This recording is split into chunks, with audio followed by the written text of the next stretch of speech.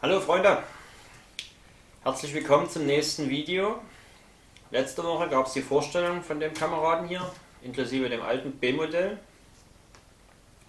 Heute wollen wir das Teil zusammenbauen.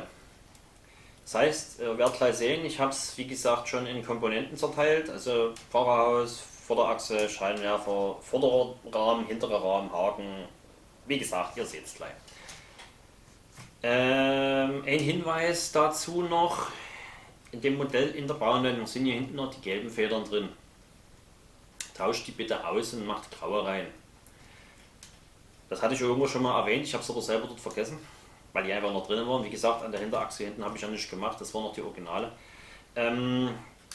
Grund ist, es geht auch mit den gelben, allerdings funktioniert es dann mit den Containern später nicht ganz so schön, weil ich zum Teil die Schwerkraft der Container, vor allem bei dem Absetzer, mit eingenommen habe. Wenn der den Container hinten absetzt, dann zieht es den ein kleines bisschen runter, was die Funktion vereinfacht. Das funktioniert mit den gelben aber nie, weil der dann einfach hier oben bleibt, wo er ist. Und dann ist das ganze Ding ein bisschen steiler. Deswegen, also schöner spielen lässt sich wenn er die grauen hinten reinmacht. Ne? Wie gesagt, in der Bahnländer sind es die gelben, das bitte beachten. Jetzt im zusammengebauten Zustand kommt er dann nie unbedingt mehr ran. Genau, ansonsten, lange Rede, kurzer Sinn, wir fangen einfach an. Ich wünsche euch viel Spaß und gutes Gelingen. So, gucken wir uns das Gerät mal an. Wir fangen vorne an. Motorblock, 6 Zylinder, ganz normal wie beim Original. Hier vorne überhaupt habe ich eigentlich nie viel dran gemacht. Hier habe ich eine Änderung vorgenommen. Hier war eigentlich ein 5er Liftarm dran. Das ist jetzt nur noch das kurze Teil, weil es einfach von der Montage her besser funktioniert. Weil hier vorne kommt dann die Vorderachse dran. Die wird dann hier mit Pins reingesteckt. Und dass das dran und abgeht, habe ich jetzt hier die kurzen dran gemacht. Sonst hätte man das hier mit Pins und auseinanderziehen und drüber und das hätte nie gut funktioniert. Deswegen jetzt einfach das so. Hier kommt dann die Aufnahme für die Scheinwerfer vorne, für die Konsole. Aber später dazu mehr. Ansonsten, wie gesagt, ist hier grob nichts passiert. Hier unten Rundumleuchte, Lenkung, alles drum und dran. Ja, wie ihr hier seht, ist es alles genau so geblieben, wie es im Original auch ist. Nicht gemacht, Auspuff ist dran. Genau. Eine Änderung habe ich vorgenommen, die wirklich komplett dem Original abweicht, und zwar ist das hier hinten. Beim Original B-Modell geht das Teil hier vorne noch ein bisschen weiter hinter und landet dann irgendwo hier vorne. Also hier ist wie noch so ein Rahmen drauf, wo ich aber sage, sieht komisch aus und hat in dem Sinne auch keine Funktion. Und bei mir hier in meinem Modell hat es gestört, weil hier kommt der Haken runter. Der sitzt hier schon dort, wo im Hauptmodell dann, im B-Modell dann das Teil gewesen wäre. Deswegen habe ich das weggenommen und habe das ein bisschen anders gebaut. Ansonsten, wie gesagt, hier wirklich exakt so, wie es im originalen B-Modell in der Anleitung auch ist. Nichts groß verändert. Nur also selbst der Batteriekasten hier oben könnte man hier noch reinsitzen. Bei mir brauche ich ihn bloß nicht, alles manuell. Genau. So, gucken wir es uns von unten nochmal an. Hier bin ich mir jetzt gar nicht mal sicher, ob ich was geändert habe. Das müsste man mal rausfinden, aber ihr seht ja hier, wie es gebaut ist, damit es auf mein Modell passt, und das ist ja eigentlich die Hauptsache. Genau. Gucken wir mal weiter. Rahmen nach hinten. Der ist komplett neu. Aufnahme für die Aktuatoren. Einer ist schon dran, der zweite kommt dann später dran. Der muss aber mit dem Radkastenteil zusammen hier aufgesetzt werden, weil das sonst sich gegenseitig ins Gehege kommt. Das große Zahnrad hier sitzt ja dann hier drüben auf der Außenseite und dann ist hier ein Teil noch dahinter.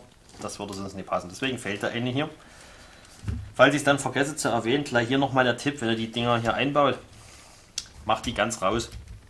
Dann bleiben die hier oben drauf liegen, dann verschwinden die hier nicht im Auto. Das Problem ist nämlich, wenn ihr die komplett drin habt und ihr baut das Auto dann zusammen, seht ihr dann später, dann liegt der dann hier unten drin, ihr kriegt ihn nie wieder rausgefingert, um dann den Haken dran zu machen. Deswegen hier komplett rausdrehen, dann vereinfacht es die Sache bei der Montage. Genau, aber später dazu mehr. Was haben wir noch? Dann haben wir hier hinten viermal, hier 1, 2, 3, 4 mal die Aufnahme für den Haken. Das ist die Aufnahme für die Schienen, die hier vorne dran kommen, dass der Container hier nicht hin und her rumwackelt. Und ansonsten ist hier nichts groß Wichtiges dran. Aufhängung hier hinten. Gefedert ist er. Das ist original geblieben. Da habe ich nichts dran gemacht. Differential hat er drin. Das ist wirklich, also da ist keine Änderung vorgenommen worden von mir. Also im Prinzip die Änderung ist hier oben. Und alles was hier vorne dran ist. Alles was hier unten hinter den Rädern ist original. Ja, so sieht es dann aus. Die Anbauteile hier nie vergessen. Die 2 Ls. Und hier drüben die 3 Dreier Teile hier, die sind dann später wichtig für den Tank und was da auf der anderen Seite ist. Wenn ihr die jetzt vergesst, dann passt es später nicht, das wäre dann ärgerlich. Genau. So. Na, also die Kotflügelaufhängung hier ist auch die Originale. Die sieht man jetzt hier ein bisschen schlecht, aber die ist wirklich genauso. Genau, und wie wird es zusammengebaut? Simple Sache. Wir haben hier ein helles Zahnrad und wir haben hier in dem vorderen Teil hier unten das dunkle Zahnrad. Das ist quasi das, was vom Antrieb hier den Motor zum Andrehen kriegt. Die Verbindung ist hier und hier oben. Das wird einfach hier zusammengesetzt. Die 2 Zahnräder, die ich gerade erwähnte, die müssen sich hier treffen. Und damit das Ganze hier auch zusammenhält, haben wir hier 2 5er Achsen mit Anschlag. Ich habe jetzt hier noch ein paar rote Teile drauf gemacht, damit man es besser rein und rausziehen kann. Es wird einfach hier reingesteckt. Hier hinten. Und geht dann hier durch den hellgrauen Lift durch. Dasselbe Spiel mit dem zweiten hier nochmal. Zack. Und dann gehen die roten hier vorne dran.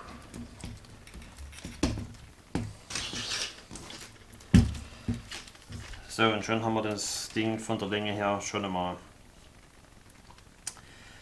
ganz gut zusammengesetzt. Ich kenne mich, ich vergesse da noch was. Jetzt sieht man es noch ganz gut. Ihr habt hier hinten noch ein bisschen versteckt eine Aufnahme für die Kotflügel. Die hier. Die werde ich dann später nochmal erwähnen, weil die sind dann hier komplett verbaut und versteckt. Die müsst ihr dann später noch treffen. Das ist dann halt bloß schwer zu erklären, was hier für Teile drin stecken. Deswegen zeige ich euch das jetzt.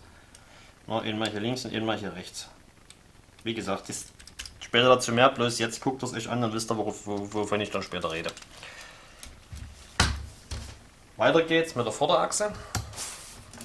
Die ist komplett original geblieben. Da habe ich wirklich 0 dran gemacht. Die Lenkung ist geblieben. Die Federn sind geblieben. Räder dran, alles. Ne? Also wie gesagt, hier habe ich nichts dran gemacht. Das Ding könnt ihr 1:1, so wie ihr es jetzt hier seht, aus der Bauanleitung von dem Arox B Modell umbauen, ausbauen, aufbauen, was auch immer. Angebaut, wie gesagt, wird es hier vorne. Hier an den dreien, auf der anderen Seite genau dasselbe. Mit der schwarzen hier vorne nach vorne. Hier kommt dann die Frontscheinwerferkonsole dran. Wird einfach von unten hier reingeschoben. Und dann die Dinger hier eingesteckt. Zack, zack. Selbe Spiel auf der anderen Seite. So. Da ist das dran. Und dann brauchen wir noch die Federn. Die werden hier oben in die Teile mit eingesetzt. Also falls es jetzt schlecht zu erkennen ist, das ist so ein Teil hier. Das sitzt hier so rum dran. Ist aber beim Original auch so. Also seht ihr in der Bauanleitung, was es ist. Wird einfach hier durchgeschoben. Zack. Andere Seite genau dasselbe. Hier muss man gucken. Das kriege ich noch rausgebogen. Jawohl. So.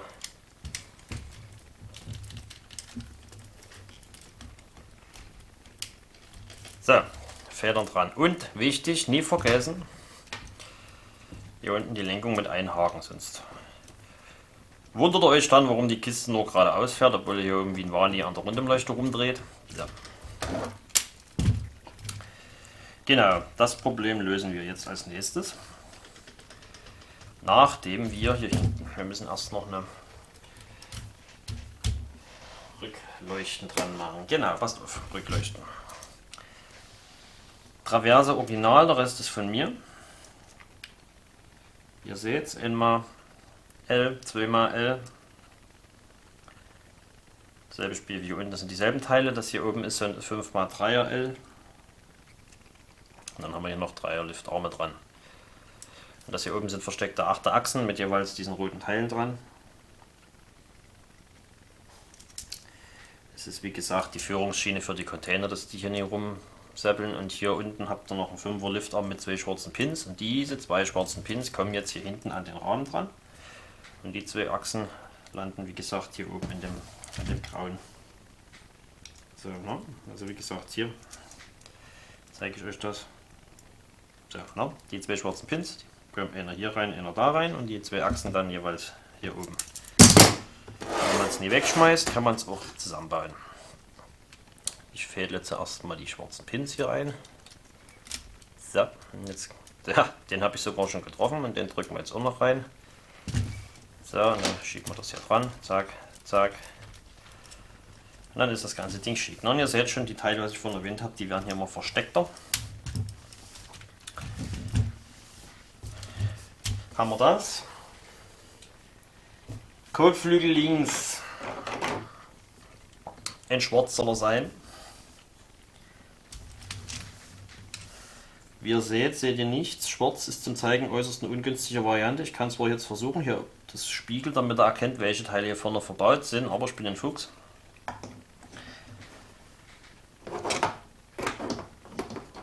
Ich habe exakt dasselbe Teil für euch nochmal in Grau gebaut, damit ihr seht, welche Teile hier verbaut sind. Also das und das ist wirklich exakt dasselbe. Der schwarze geht dann hier ran, der graue ist für euch zum Zeigen. Wichtig zu beachten hierbei sind eigentlich nur die einzelnen Aufnahmen, die dann hier zum Schluss am LKW treffen müssen. Und zwar ist das hier oben der schwarze Pin in dem Bereich, der rote hier unten.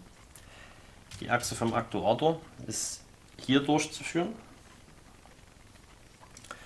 Und ansonsten haben wir dann das Teil hier vorne, der blaue Pin, der landet dann hier vorne am Kotflügel. Das ist wie gesagt das Original. Und der hier ist, glaube ich, der für dort, aber das seht ihr ja dann. Und das landet dann hier hinten. Deswegen müsstet ihr auch zuerst die Rückleuchten dran machen, damit das Teil dann von der Seite hier drauf gesteckt werden kann. So sieht es aus. Ansonsten ist hier wie gesagt auch keine große Überraschung dran. Wir haben hier so einen abgewinkelten, hier unten mit 3 Pins und dann der Rest geht nach oben. 3er, 2er Liftarm. Dann haben wir hier, das ist ein T-Liftarm, genauso wie der hier oben. So sieht das am besten, genau. Das hier ist ein T-Liftarm, das hier ist ein T-Liftarm und das hier ist so ein 4x1L. Klassischer L, hier 5er Liftarm, LL sind 3x5er. Den Rest seht ihr selber, was es ist. Der ist jetzt eigentlich das elementare Teil, zusammen mit dem auf der anderen Seite, der hier bewerkstelligt, dass das Ding hier sich nicht mehr so durchbiegt. So, also wie gesagt, wir nehmen den schwarzen und jetzt nicht vergessen, Aktuator muss jetzt hier mit drauf. Stecken wir zuerst das Ding hier drauf, dann das Zahnrad hier. Wenn ihr es so rumbaut, solltet ihr das Zahnrad, warum auch immer, auf der anderen Seite haben wollen. Also hier geht genauso. Ihr müsst das auf der anderen Seite auch auf der bauen, dann müsst ihr aber den anderen hier mit einfädeln, weil dann passt es hier nicht. Ja, und hier seht ihr ja dann. So, ich halte das jetzt mal hier daneben. Die Achse muss hier unten mit rein. So. Und damit seht ihr das Teil hier. Ich habe jetzt eine Hand zu wenig, aber ich hoffe, ihr seht es trotzdem. Das Ding ist jetzt hinter dem Zahnrad, deswegen muss das so rum zusammengebaut werden. Sonst, wenn man erst das Ding drauf schiebt, hier den Aktuator und dann das Teil, dann würde man hier mit dem hier das Zahnrad verschieben. Deswegen, das passt nicht. Also erst das Teil so wie es hier ist, dass die Achse vorne auf Anschlag, dann das hier dahinter fädeln, Achse einfädeln und dann kann man das komplette Ding samt Aktuator und Zahnrad hier hinter schieben. So, jetzt seht ihr das, wie das gelassen ist. Jetzt aufpassen, wie gesagt, das Ding hier mit hochziehen, sonst liegt es dann nicht dort, wo es hin muss. Dann schiebt man das komplette Teil einfach hier hinter und jetzt geht's los. Was muss ich alles treffen? Den Pin hier vorne, den schwarzen, hatte ich ja schon erwähnt, der muss hier oben rein. Dann habt ihr hier noch eine Achse in den blauen Pin. Der muss hier oben in das L. So, den schwarzen hier vorne fädel ich jetzt schon mal ein. Den da. L ist drin. Ist der Aktuator wieder hier runtergerutscht. So, schieben wir ein bisschen hinter samt dem Ding. So, genau, jetzt haben wir das. Hier unten ist der rote Pin. Ah, genau, und hier dahinter ist noch ein grauer. Hier unten. Der graue, der muss auch noch treffen. So, wir haben das, wir haben das. Der schwarze ist wieder raus und der rote muss noch rein. So. Jetzt ist hier vorne alles schick. Jetzt geht es hier hinten weiter. Wie gesagt, hier unten Kotflügel muss treffen.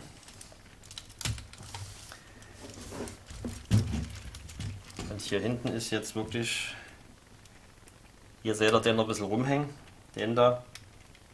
Den müssen wir jetzt hier hochschieben. Der muss jetzt hier vorne noch... Wie gesagt, wenn ihr das so zusammenbaut, wie ich es euch gerade gezeigt habe, mit dem grauen Teile, dann ergibt sich das mit den Pins hier. Welcher wohin muss. So. Na und hier, deswegen habe ich gesagt, macht das Ding hier raus. Der liegt jetzt hier auf dem Haken drauf. Hätte er das nie gemacht, würde der jetzt hier unten liegen. Dann würde ich ja einfach das Ding nicht mehr rausgeschoben kriegen. So liegt er hier drauf und da kommt er auch relativ gut ran, wegen Haken montieren dann. So, und ihr seht, das Ding ist auch schon stabiler. Dasselbe Spiel machen wir jetzt auf der anderen Seite auch noch mal. Jetzt gibt es einmal in schwarz. Den brauchen wir jetzt nicht mehr, das ist der linke.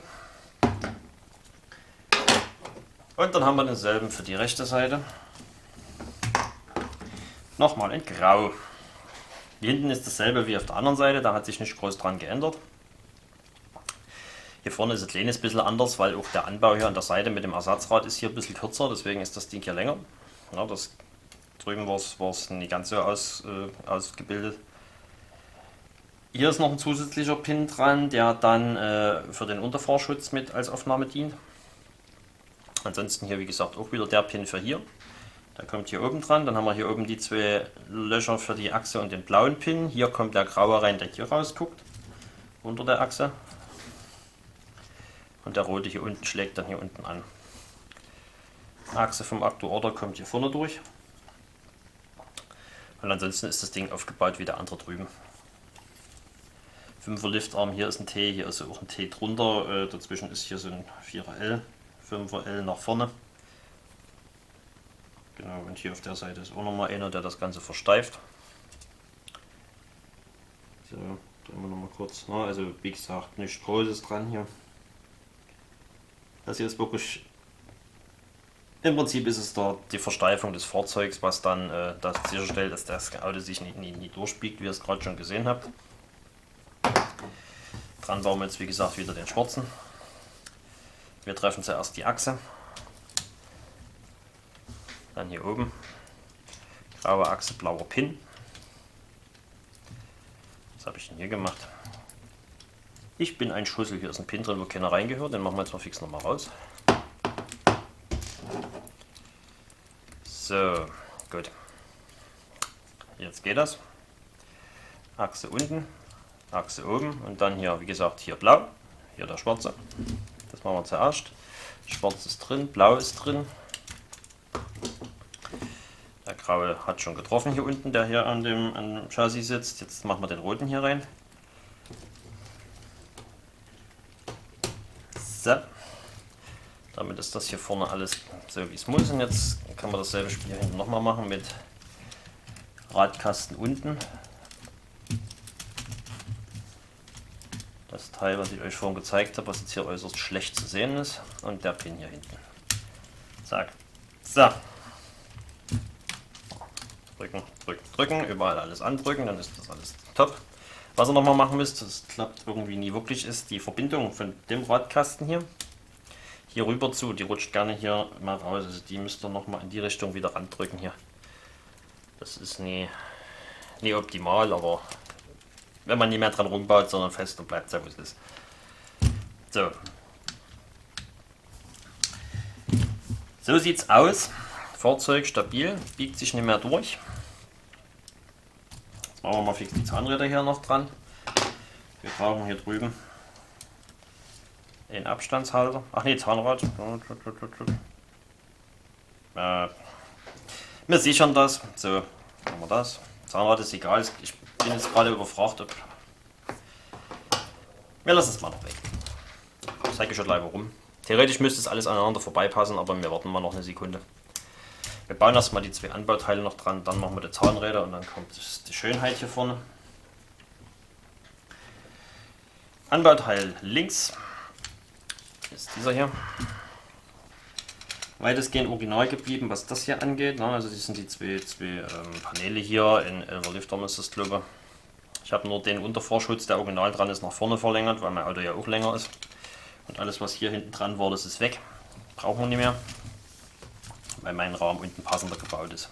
Die 2 Pins, die hier vorne zu sehen sind, kommen jetzt hier unten dran, wo ich vorhin gesagt habe, vergesst das nicht, sonst wäre es ärgerlich.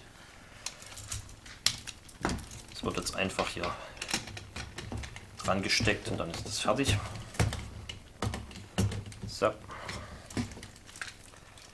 So sieht es aus. Ja.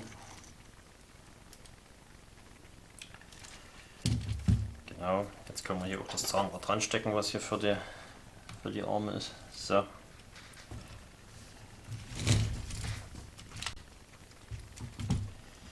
Andere Seite. Untervorschutz mit Ersatzrad. Ich schiebe den wieder hier hin. Das machen wir kurz ab. Das Ersatzrad hat nur eine 4er Achse mit in so einem Abstandsding hier. Halbe Schaufel. Wir haben hier 2 mal sind 4 mal in L. So ein Decketeilding und den Rest seht ihr ja, das ist hier nichts Großartiges. Das hier sind 2er Liftarm, einer mit Loch, einer mit Kreuz. Immer komplett jeweils ist ja eine Achse durch. Hier sind es 5er, hier unten ist es eine 7er Achse, damit das ganze Ding hier zusammenhält. Und die 2 blauen Pins, die gehen hier komplett durch, damit das ein bisschen stabil ist. Und das wird jetzt zum einen an die Anbauteile hier unten dran gesteckt. Immer hier und immer da. Damit das Ganze nicht nach oben und unten rumwackelt, so hier, wird das Ganze dann über das Ersatzrad hier durch in das Loch hier reingesteckt. Damit hält das Ding dann auch gegen diese Verschlingerei und damit das hier vorne noch ein bisschen stabil wird, geht das erste Löchlein hier vorne auf diesen Pin, der, was ich vorhin sagte, der ist hier noch mit an der Seite mit dran. Wir ziehen also zuerst hier vorne die blauen Pins an. Getroffen, jetzt machen wir den hier oben. So. Und zum Schluss stecken wir hier unten einfach das Ersatzrad noch ran. Zack. Genau, dann ist die Seite auch schick. Sieht jetzt, so sieht's aus. Und dann kann auch hier auf der Seite das Zahnrad dran. So. Genau. Was fehlt jetzt noch? Machen wir mal den Haken noch. Wichtig beim Haken. Die Dinger laufen parallel. Wenn ich hier drehe, dann drehe ich beide. Ich muss das locker machen. Ich habe die festgedreht, damit die nicht hier rumschlappern. So. Die laufen beide parallel. Und das ist auch wichtig. Also jetzt achtet drauf, wenn er den Haken festmacht dann. Diesen da. Dass die beiden wirklich exakt dieselbe Position haben. Wenn der eine Umdrehung weiter drin ist oder weiter raus ist, dann klemmt das zum Schluss. Dann verzieht das hier alles, dann funktioniert das nicht so schön. Deswegen wirklich darauf achten, dass das hier, so wie jetzt hier, maximal rausgedreht ist, bevor es verklemmt. Selbe Spiel hier. Hier hatte ich noch 2 Umdrehungen übrig. So muss es sein. Der Haken selber ist kein großes Geheimnis. Das sind einfach ein paar Liftarme. Blauen Pins verbunden.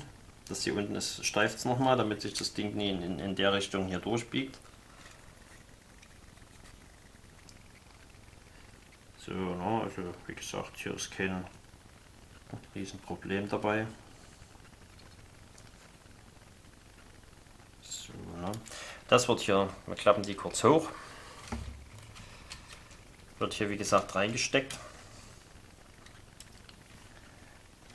Und dann, ich habe jetzt eine rote genommen mit so einer 10er Achse, die schiebt man einfach hier durch. Geht ein bisschen straff am Anfang, weil die 4er Platten hier haben ja hier an der Seite das Kreuz. Die verhindern aber auch, dass die Achse von alleine rausrutscht. Also man könnte hier auch theoretisch eine kurze 9er nehmen. Ich finde das aber praktisch, wenn hier ein kleines bisschen Luft zum Schieben oder zum Greifen ist. Deswegen ist es eine 10er geworden. Dann steckt man hier an der Seite einfach wieder so ein Teil drauf, dann ist das definitiv fix. Jetzt kann der hier rumklappen und dann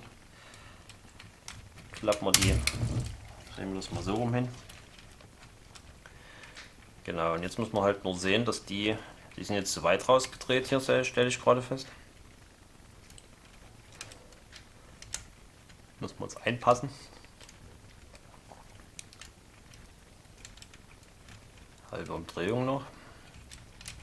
Genau, das habe ich jetzt so weit reingedreht, bis der hier völlig entspannt drauf zu stecken geht. Damit ist es eigentlich gewährleistet, dass die... So, hier brauchen wir noch eine.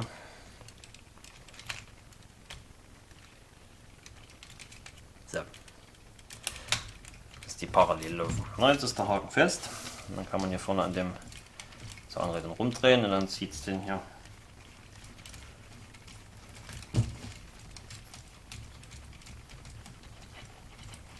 Klappt es den hier vorne rein. Bob. So, na, jetzt ist der Container aufgeladen, wenn man das so will. Genau, achso, was ich vergessen habe, hier hinten, die müssen auch noch rein. Die sichern hier nochmal zusätzlich das ganze Gebilde ab gegen Ausrutschen. Platz. So, und jetzt seht ihr auch, was ich mit dem Haken vorhin meinte. Beim Original ist hier wie gesagt ein Rahmen, der bis hier hinter geht. Der würde sich hier mit dem Haken kollidieren. Ich würde mit dem Haken nur bis hierher kommen oder ich hätte den Haken kürzer machen müssen. Dann hätte ich aber hier Platz verschenkt von der Länge des LKWs. Das wäre ärgerlich gewesen. Deswegen habe ich das so gebaut und damit passt das. So, jetzt fehlen nur noch zwei Teile. Teil 1 von den zwei. Konsole vorne. Original geblieben, nichts dran gemacht. Das ist wirklich original, ich habe es einfach nur abgezogen und jetzt stecke ich es wieder dran. Wird einfach hier vorne dran gepappt. Hier habt ihr die zwei blauen Pins. Der Arm hier vorne landet hier oben in den zwei Achsen vom Motor. Das stecken wir einfach hier ran. Hier in die zwei Achsen. So. Nicht vergessen, die Teile hier an der Seite müssen wir reinstecken. Jetzt seht ihr auch, was ich meinte mit den Fünfern. Ich habe das hier, wo die zwei roten sitzen, wäre eigentlich so ein 5er Liftarm gewesen. Problem wäre aber gewesen, du kriegst das Fahrwerk hier nicht fest, also nur mit Auseinanderziehen von dem Fahrwerk hier unten. So fand ich es eleganter. Wenn man es komplett von Null aufbaut mit Anleitung, dann macht das keinen Unterschied, weil dann baut man ja auch das Fahrwerk Stück für Stück, aber wenn man es so modultechnisch zusammensitzt, wie ich es jetzt gemacht habe, geht das besser. Hier haben wir die roten auf der einen Seite und dann habt ihr hier auf der anderen Seite auch noch einen. So, und dann sitzt das Ding hier fest. Wie gesagt, ist original. Kein Geheimnis von mir. Und zu guter Letzt auch das 100% originale Fahrerhaus. Manchmal ein Stück größer. Da gibt es auch nichts dran.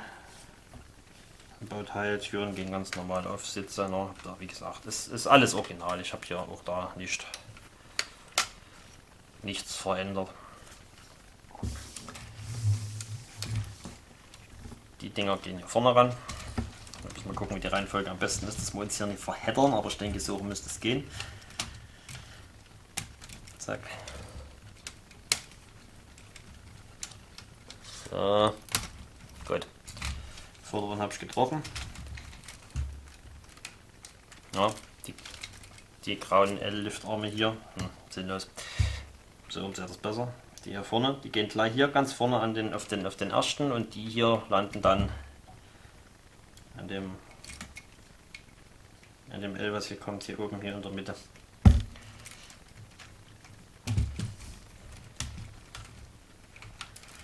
So, zack. Andere Seite auch noch.